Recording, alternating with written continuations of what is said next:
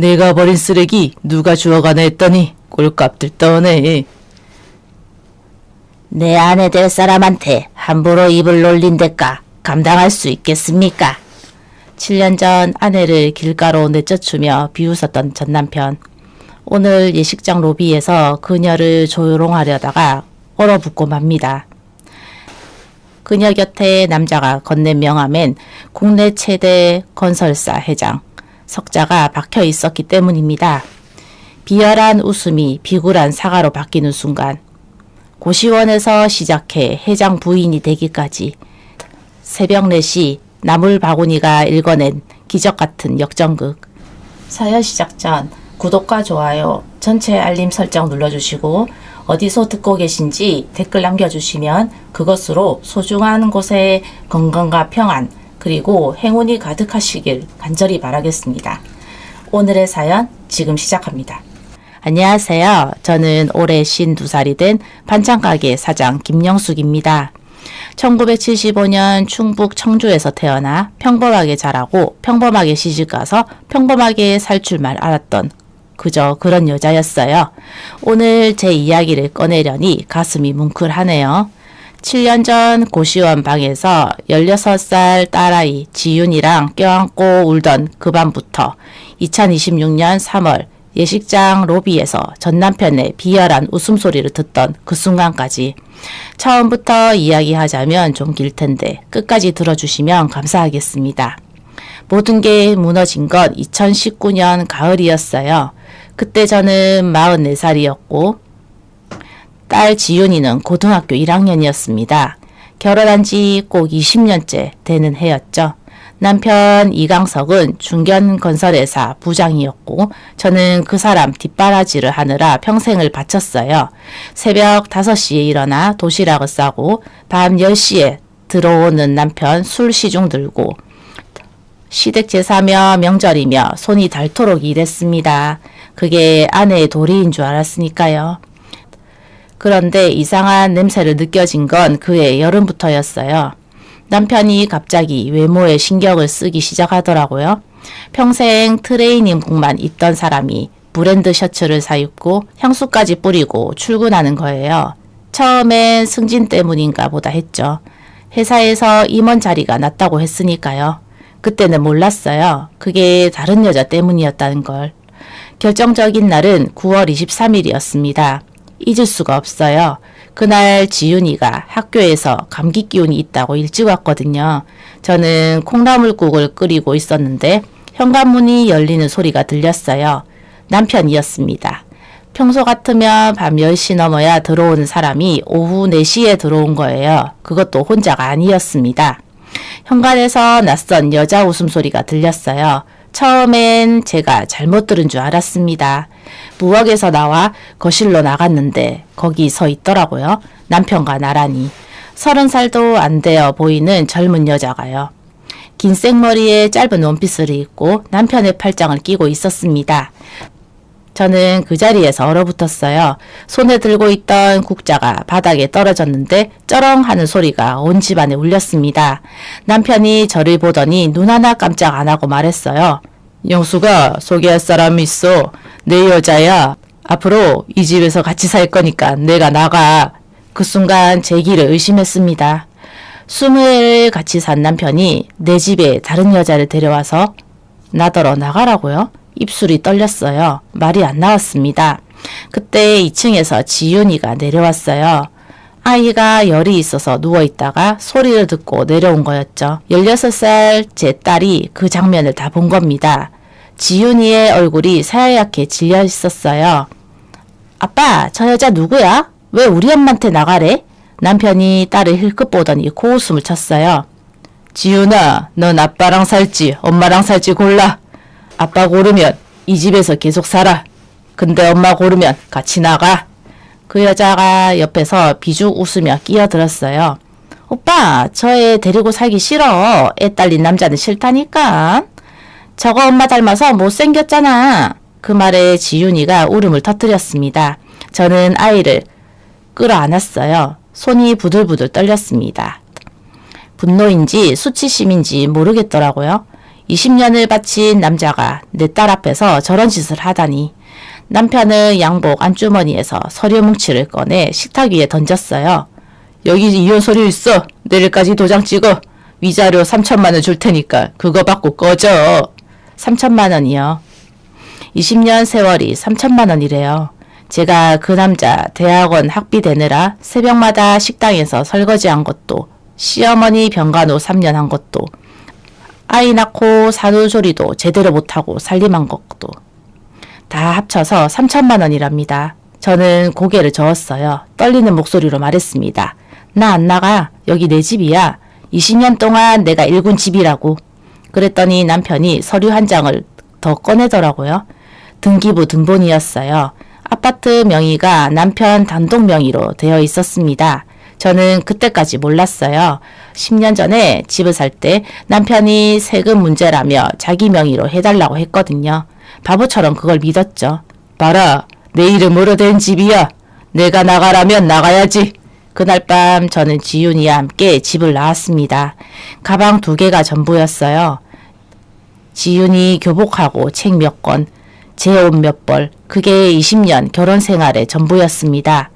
9월 말인데 바람이 차갑더라고요. 지윤이 손을 꽉 잡고 아파트 단지를 빠져나오는데 뒤에서 남편과 그 여자의 웃음소리가 들렸어요. 그 소리가 등에 꽂히는 것 같았습니다. 갈 곳이 없었어요. 친정 부모님은 10년 전에 다 돌아가셨고 형제도 없었습니다. 친구들에게 연락하기가 부끄러웠어요. 결국 그날 밤은 지윤이와 24시간 패밀리 레스토랑에서 버텼습니다. 커피 한 잔 시켜놓고 밤새 앉아 있었죠. 지윤이가 제 어깨에 기대 잠들었는데 아이볼에 마른 눈물 자국이 있더라고요. 새벽 4시쯤이었을 거예요. 창밖으로 해가 뜨기 전에 그 시커먼 하늘이 보였습니다. 그때 생각했어요. 죽고 싶다고. 이렇게 사느니 그냥 끝내버릴까. 하지만 옆에서 잠든 지윤이 얼굴을 보니 그럴 수가 없더라고요. 이 아이는 나밖에 없으니까. 내가 쓰러지면 이 아이는 어떡하나? 다음 날 아침 저는 근처 고시원을 찾아다녔습니다. 보증금 30만 원에 월세 35만 원짜리 방을 겨우 구했어요. 2평 안 되는 좁은 방이었습니다. 창문도 없고 곰팡이 냄새가 났어요. 싱글 침대에 하나 놓으면 발 디딜 틈이 없는 그런 방에 고등학생 딸과 둘이 들어갔습니다. 지윤이가 방에 들어서더니 아무 말도 안 하더라고요. 그냥 침대에 앉아서 멍하니 벽을 보고 있었어요. 저는 아이 앞에서 울면 안 될 것 같아서 화장실에 가서 울었습니다. 공용 화장실이었는데 누가 들을까봐 입을 틀어막고 울었어요. 그런데 화장실에서 나오니까 지윤이가 문 앞에 서 있더라고요. 엄마, 괜찮아? 나 이런 데서도 살 수 있어. 엄마가 있으면 난 괜찮아. 16살 아이가 저를 위로하더라고요. 그 말에 저는 또 울었습니다. 지윤이가 제 손을 잡고 같이 울었어요. 그 좁은 방에서 둘이 껴안고 한참 울었습니다. 그날 밤 저는 춘천에 계신 시아버지께 전화를 드렸어요. 도움을 청하려고요. 그래도 20년 며느리였으니까. 혹시나 하는 마음에 하지만 돌아오는 건 차가운 목소리였습니다. 그래, 강석이한테 들었다. 내가 바람을 피워서 쫓겨났다며. 우리 집안에 먹칠하지 말고 조용히 살아. 저는 할 말을 잃었어요. 제가 바람을 폈다고요? 평생 남편 뒷바라지만 하며 산 제가요? 전화를 끊고 나서 한참을 멍하니 있었습니다. 남편이 시댁에 그렇게 말해놓은 거였어요. 자기가 저지른 짓을 제 탓으로 돌린 겁니다. 그렇게 2019년 가을 저는 44살의 나이에 문자 그대로 맨바닥에 내팽개 쳐졌습니다. 가진 거라곤 위자료 3천만 원과 고등학생 딸 그리고 20년간 쌓은 억울한 뿐이었죠. 하지만 지금 생각하면 그게 새로운 시작이었습니다. 바닥을 친 사람은 더 이상 떨어질 곳이 없으니까요. 올라가기만 하면 되니까요. 고시원 생활은 처참했습니다. 2평짜리 방에서 지윤이와 싱글 침대 하나를 나눠 썼어요. 아이가 잠들면 저는 침대 밑 바닥에 이불 깔고 누웠습니다. 등이 욱신거렸지만 지윤이한테 불편한 티를 내면 안 될 것 같았어요. 그 아이도 충분히 힘드니까요. 가장 급한 건 돈이었습니다. 위자료 3천만 원이 있었지만 지윤이 학교 등록금에 고시원 월세, 밥값까지 빠져나가면 1년도 못 버티게 뻔했어요. 당장 일자리를 구해야 했습니다. 하지만 44살에 경력 단절 20년인 여자를 누가 써주겠어요. 이력서를 넣어도 연락이 안 왔습니다. 그러던 어느 날 고시원 앞 재래시장을 지나가다 반찬가게 앞에 붙은 종이를 봤어요. 새벽 일송 구함 시급 8,000원이라고 적혀 있더라고요. 저는 바로 들어가서 사장님을 찾았습니다. 반찬가게의 사장님은 60대 중반의 여자분이셨어요. 박순자 사장님, 저를 위아래로 훑어보시더니 물었습니다. 새벽 4시에 나올 수 있어요? 나물 다듬고 반찬 만드는 일인데 힘든 거 각오해야 해. 저는 고개를 끄덕였어요. 새벽 4시가 뭐가 대수겠어요.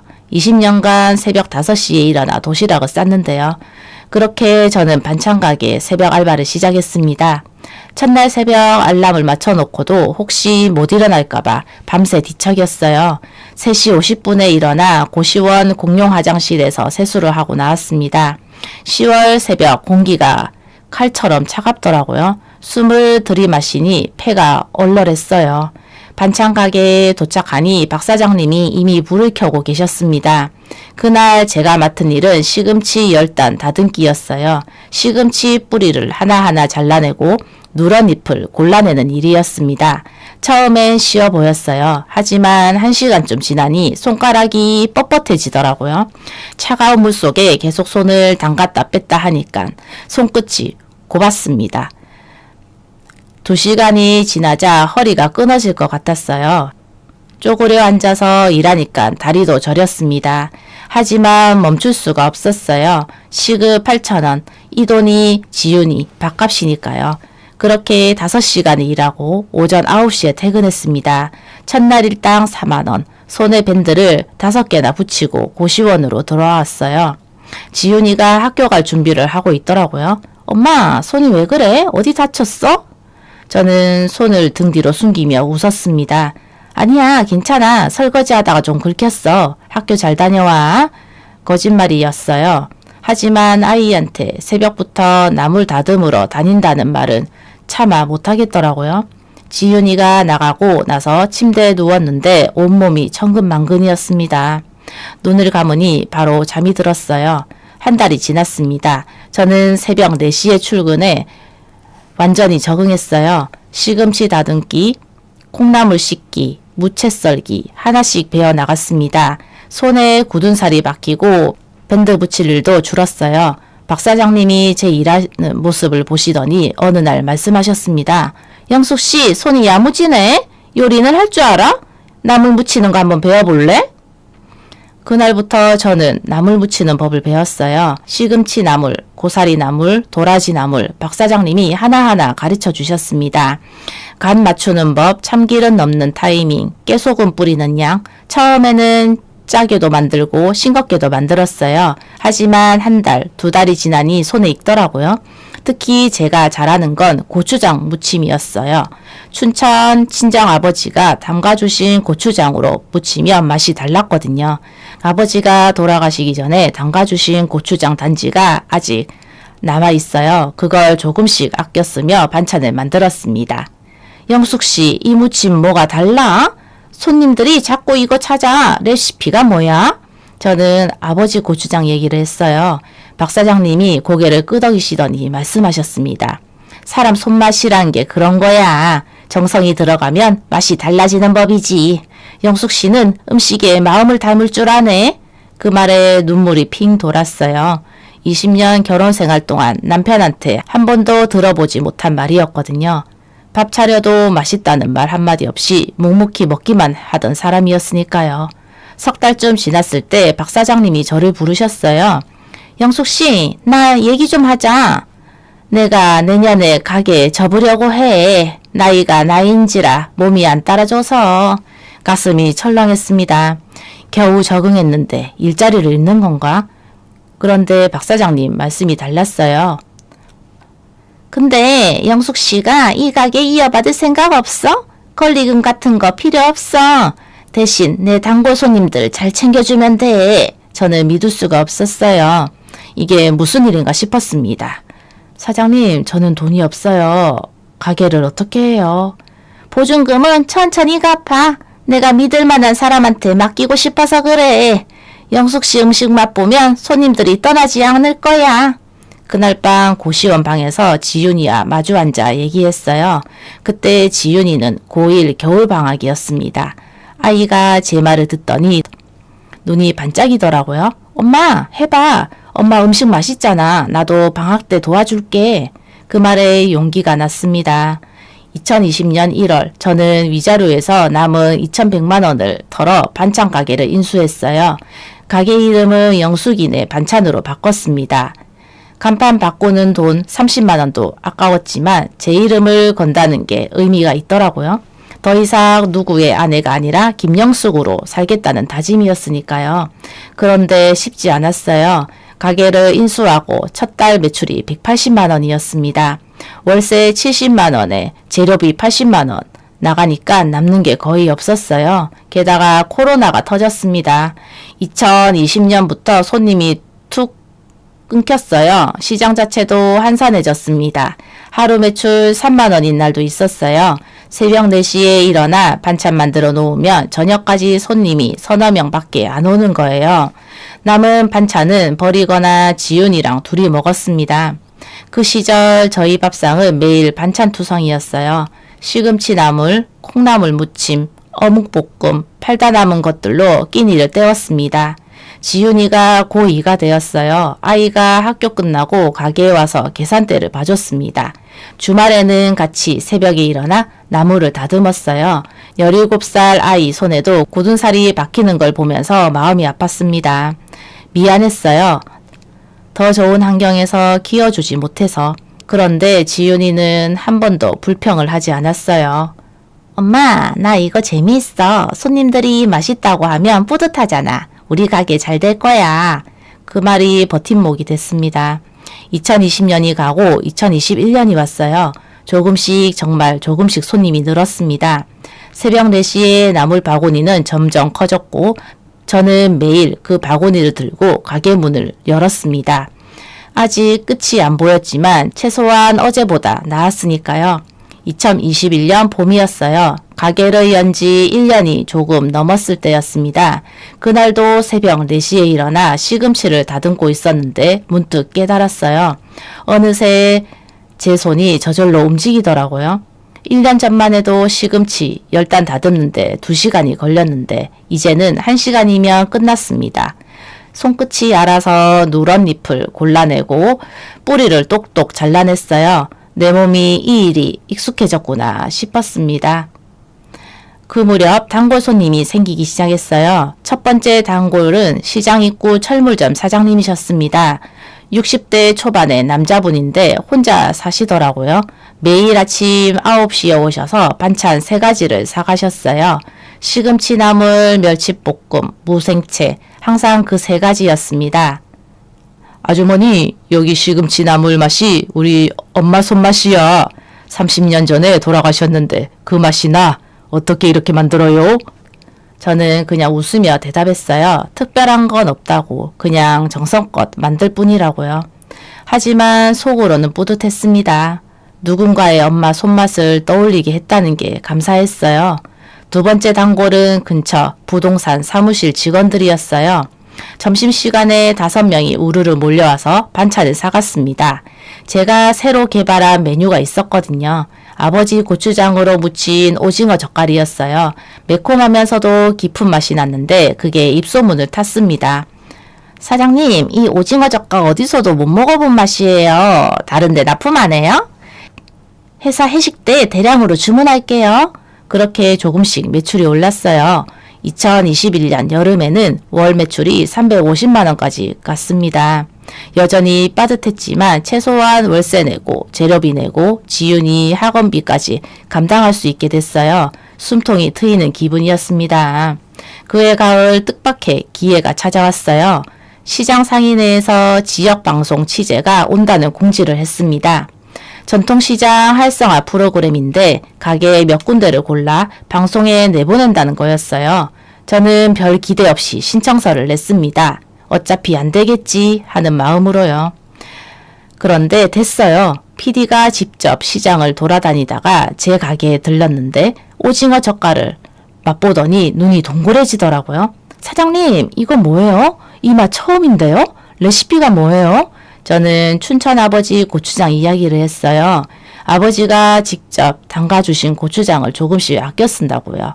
오래 묵은 고추장이라 깊은 맛이 난다고요. PD가 고개를 끄덕이며 메모를 하더라고요. 2주 뒤 촬영이 들어왔어요. 새벽 4시부터 카메라가 따라붙었습니다. 나물 다듬는 모습, 반찬 만드는 모습, 손님 응대하는 모습. 처음엔 어색해서 말도 제대로 못했어요. 카메라 앞에 서본 적이 없으니까요. 사장님, 자연스럽게 하세요. 평소처럼 일하시면 돼요. 카메라 신경 쓰지 마세요.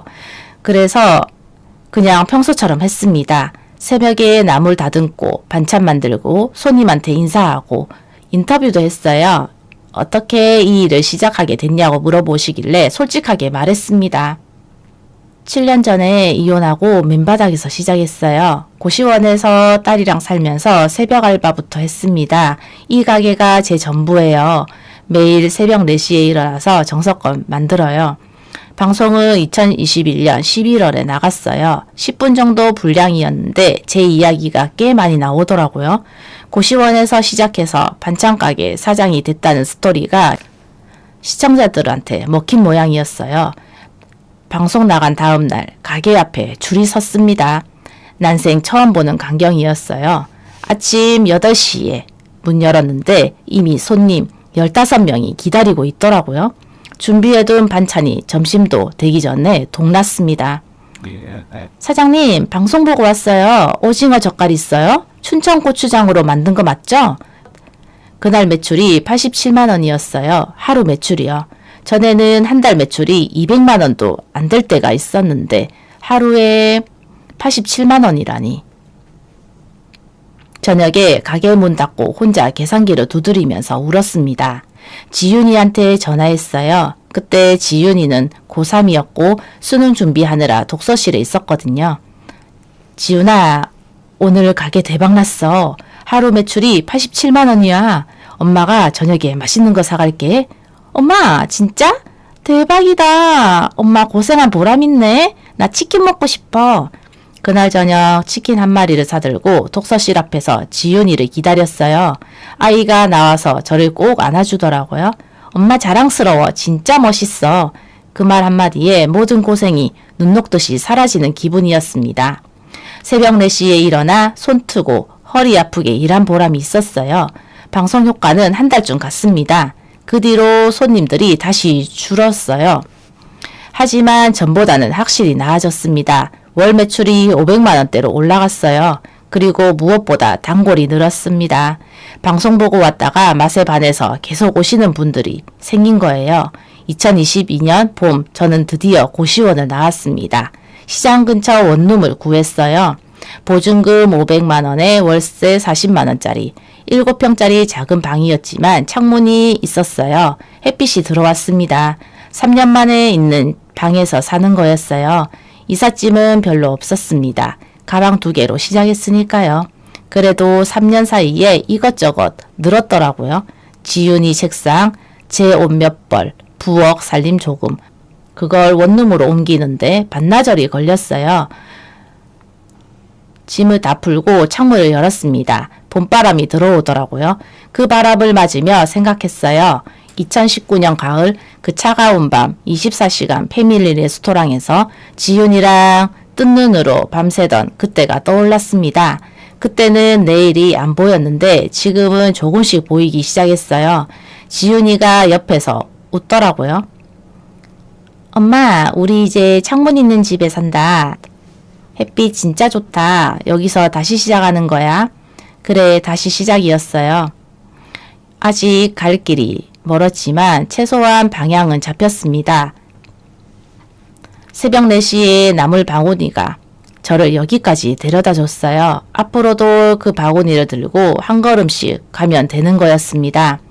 2023년 2월 지윤이가 대학교에 합격했습니다. 서울에 있는 4년제 대학 경영학과였어요. 수시로 붙었는데 합격 문자를 받던 날 저는 가게에서 물을 썰다가 손을 베었습니다. 지윤이한테 전화가 와서 허겁지겁 받았거든요. 엄마, 나 붙었어. 합격이래. 엄마, 나 대학 간다.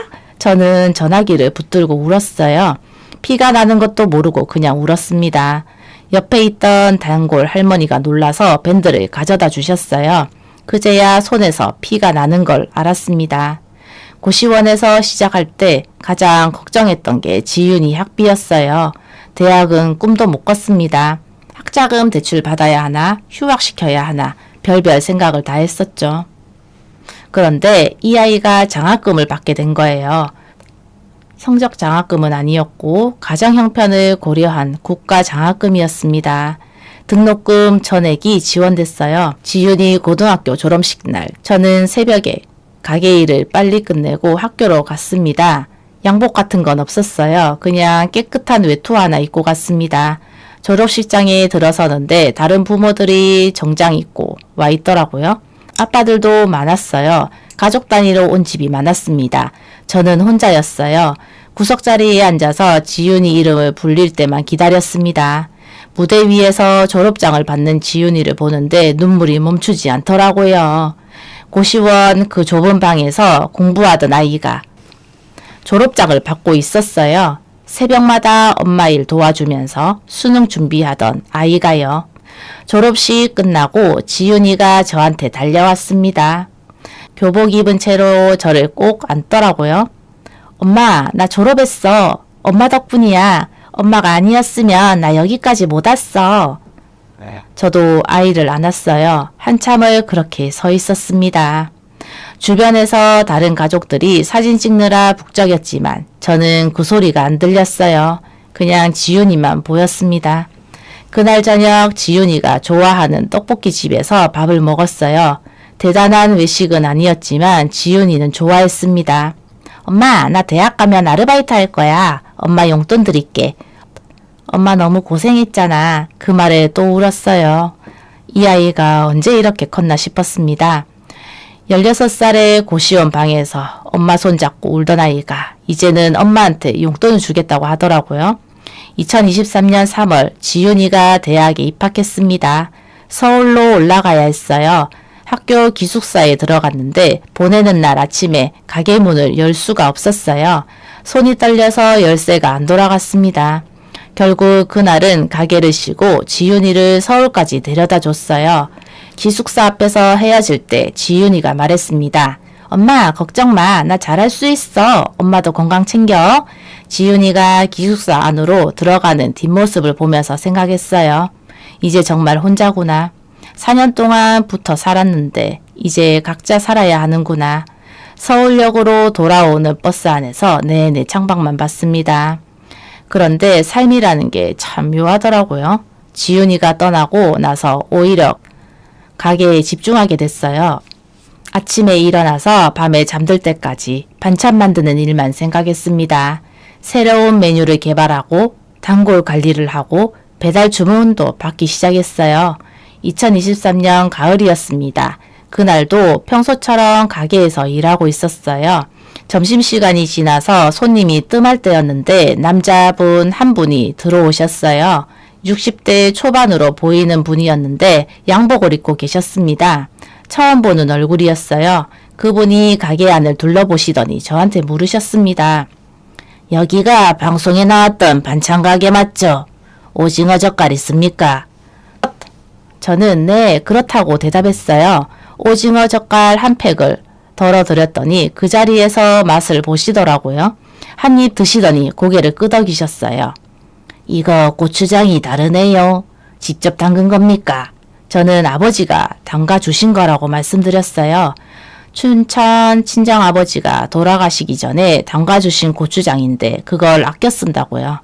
그분이 잠시 생각하시더니 말씀하셨습니다. 제가 음식 쪽 일을 합니다. 이 고추장 맛이 특별해요. 혹시 더 많이 만들 수는 없습니까? 저는 솔직하게 대답했어요. 아버지 고추장은 이제 얼마 안 남았다고요. 하지만 그 레시피를 알고 있으니 직접 담글 수는 있다고요.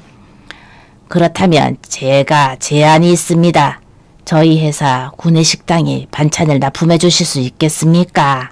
물론 정당한 대가를 드리겠습니다. 그분이 건네준 명함을 보고 저는 눈을 의심했습니다. 한성종합건설 회장 박명훈이라고 적혀 있었어요. 한성종합건설이면 국내에서 손꼽히는 대기업이었습니다. 그런 회사 회장님이 제 가게에 왔다고요? 저는 당황해서 제대로 말도 못했어요. 회장님이 직접 이런 데까지 오셨습니까? 저 같은 작은 가게에서 납품을요? 박명훈 회장님이 웃으시더라고요. 저는 음식을 직접 먹어보고 결정하는 편입니다. 사장님 반찬에서 정성이 느껴졌어요. 그런 음식을 우리 직원들한테 먹이고 싶습니다. 그렇게 저는 한성종합건설 구내식당에 반찬을 납품하게 됐습니다. 처음에는 일주일에 2번 소량으로 시작했어요. 시금치, 나물, 콩나물 무침, 오징어 젓갈, 제가 자신 있는 메뉴들이었습니다. 직원 식당 반응이 좋았어요. 한 달 뒤에 납품 물량이 2배로 늘었습니다. 박 회장님은 가끔 제 가게에 직접 오셨어요. 맛을 확인하신다고 하셨는데 나중에는 그냥 이야기하러 오시는 것 같았습니다. 제 이야기를 물어보시더라고요. 어떻게 이 일을 시작했는지, 혼자 운영하는 게 힘들지 않은지. 저도 조금씩 제 이야기를 했어요. 이혼한 것, 고시원에서 시작한 것, 딸 키우면서 가게 운영한 것 다 말씀드렸습니다. 회장님은 가만히 들으시더니 한마디 하셨어요. 참 대단하십니다. 혼자서 그 많은 일을 해내셨네요. 존경합니다. 그 말에 가슴이 뭉클했어요. 평생 대단하다는 말, 존경한다는 말을 들어본 적이 없었거든요. 전 남편은 20년 동안 한 번도 그런 말을 안 했습니다. 그때까지만 해도 저는 몰랐어요. 이 만남이 제 인생을 완전히 바꿔놓을 거라는 걸요. 2024년이 됐습니다. 가게는 안정적으로 돌아갔어요. 한성종합건설 납품 덕분에 월 매출이 1200만 원까지 올랐습니다. 고시원에서 시작할 때는 상상도 못한 숫자였어요. 직원도 한 명 뒀습니다. 50대 후반의 김정희 씨라는 분이었는데 새벽 일을 같이 해주셨어요. 혼자 감당하기 버거웠던 일이 조금 수월해졌습니다. 박명훈 회장님은 여전히 가끔 가게에 오셨어요. 한 달에 2-3번 정도. 오실 때마다 반찬을 사가면서 이런저런 이야기를 나눴습니다. 회장님 댁도 사정이 있더라고요. 10년 전에 부인을 암으로 잃으셨대요. 자식은 아들 하나인데 미국에서 살고 있다고 하셨어요. 그래서 혼자 사신다고요. 집에 가면 조용해요. 그래서 일을 많이 하게 됩니다. 회사에 있으면 덜 외로우니까요. 그 말씀에 저도 공감했어요. 지윤이가 서울 간 뒤로 저도 비슷했거든요. 원룸에 혼자 있으면 너무 조용해서 가게에서 늦게까지 일했습니다. 일하면 생각을 안 해도 되니까요. 2024년 봄이었어요. 회장님이 가게에 오셔서 뜬금없이 물으시더라고요. 영숙 씨, 혹시 시간 되시면 저녁 식사 같이 하실래요? 맨날 반찬만 사니까니까 제가 대접하고 싶어서요. 저는 당황했습니다. 대기업 회장님이 저 같은 반찬 가게 사장한테 식사를 하자니요. 처음에는 거절하려고 했어요. 분수에 안 맞는다고 생각했거든요. 하지만 회장님이 진지하게 말씀하셨어요. 부담 갖지 마세요. 그냥 이야기가 하고 싶었습니다. 영숙 씨랑 대화하면 마음이 편해져요. 그 말에 마음이 흔들렸습니다. 저도 솔직히 회장님이랑 얘기하는 시간이 좋았거든요. 평생 남의 뒷바라지만 하면서 살았는데 이분은 제 이야기를 들어주셨어요.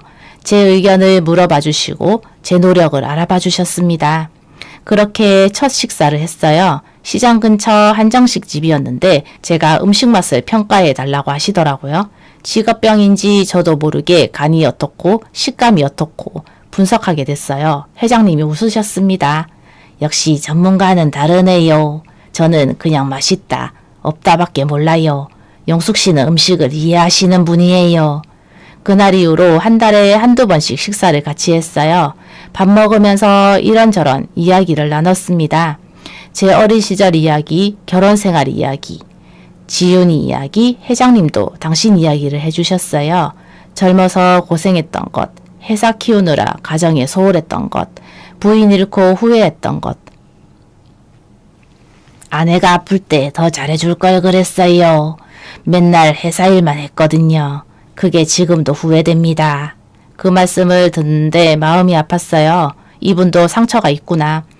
겉으로 보기엔 다 가진 것 같은데 마음속에 빈자리가 있구나. 사람은 다 그런 거구나 싶었습니다. 2024년 가을 지윤이가 방학 때 내려왔어요. 대학교 2학년이 된 지윤이는 많이 어른스러워져 있었습니다. 저녁에 같이 밥 먹으면서 회장님 이야기를 살짝 했어요. 가끔 식사한다고 지윤이가 눈을 동그랗게 뜨더라고요. 엄마 그분 좋아해? 얼굴 보니까 알겠다. 말할 때 표정이 달라. 저는 아니라고 손살에 쳤어요. 그냥 고마운 분이라고요. 나쁜 거래처 사장님이라고. 하지만 지윤이가 빤히 보더니 웃었습니다. 엄마 괜찮아. 엄마도 행복해도 돼. 나 때문에 참지 마.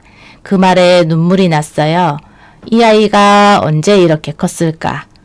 16살의 고시원에서 떨던 아이가 21살이 돼서 엄마 연애를 응원해 주다니. 2025년 봄이었습니다.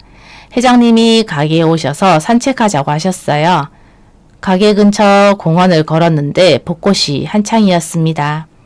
꽃잎이 바람에 날려 떨어지는데 회장님이 갑자기 걸음을 멈추시더라고요. 영숙 씨, 제가 드릴 말씀이 있어요. 오랫동안 고민했습니다. 제 나이에 이런 말 하기가 쑥스럽네요. 저는 가슴이 두근거렸어요.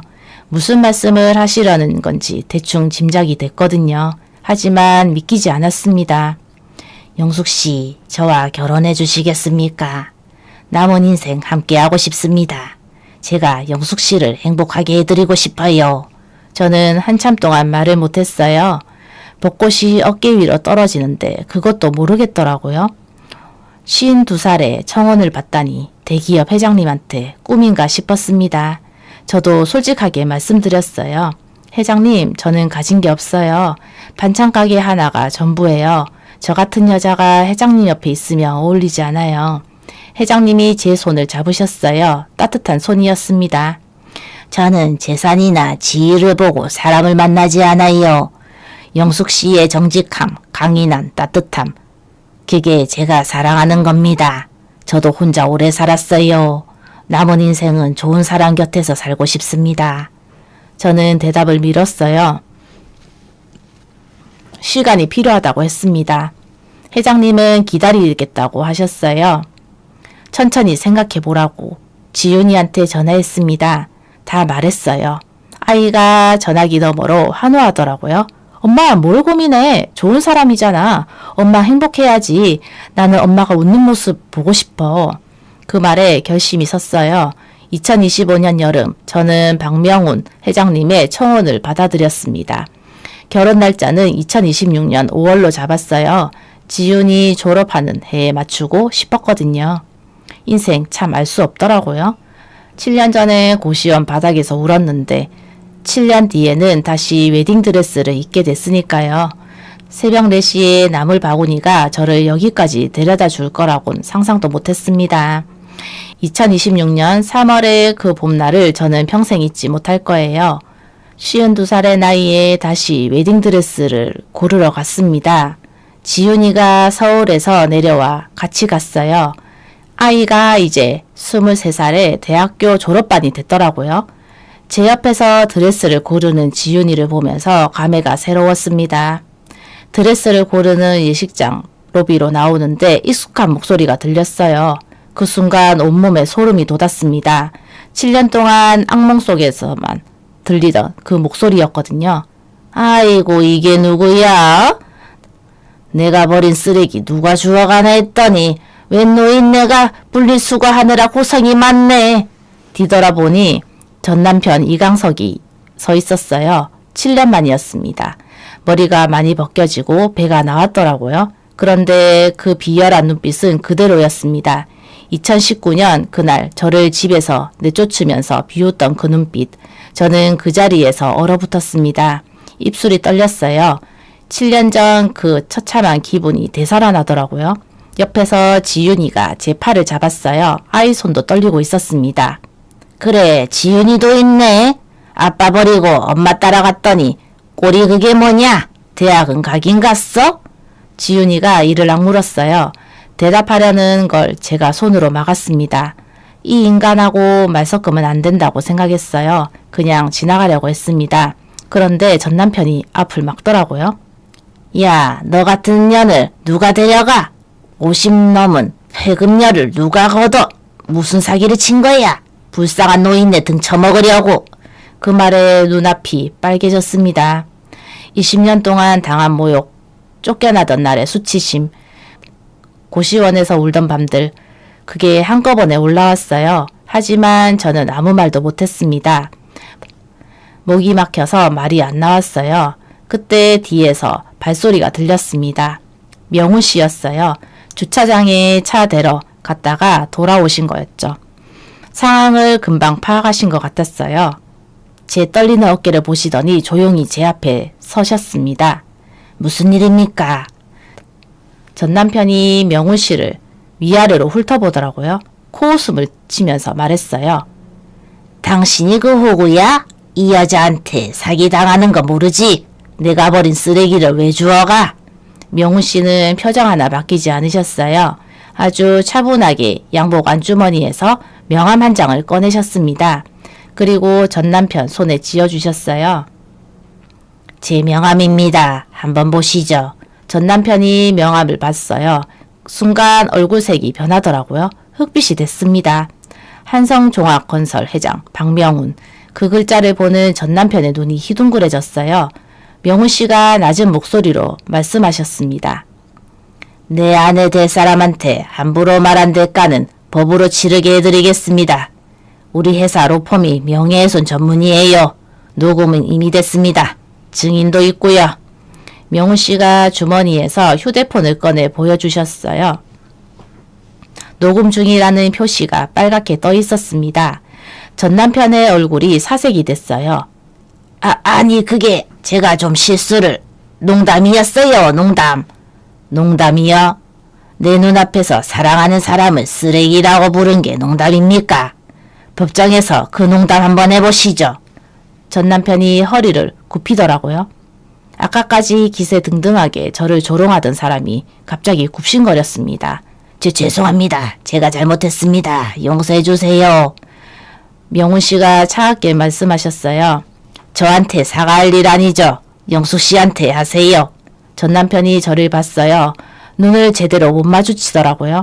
7년 전에 저를 쫓아내면서 3천만 원을 던지던 그 뻔뻔한 얼굴이 아니었습니다. 쪼그라들어 있었어요. 영숙아, 미안하다. 내가 잘못했어. 저는 한참 동안 그 얼굴을 바라봤습니다. 20년을 바친 남자, 저를 쓰레기 취급하고 내쫓은 남자.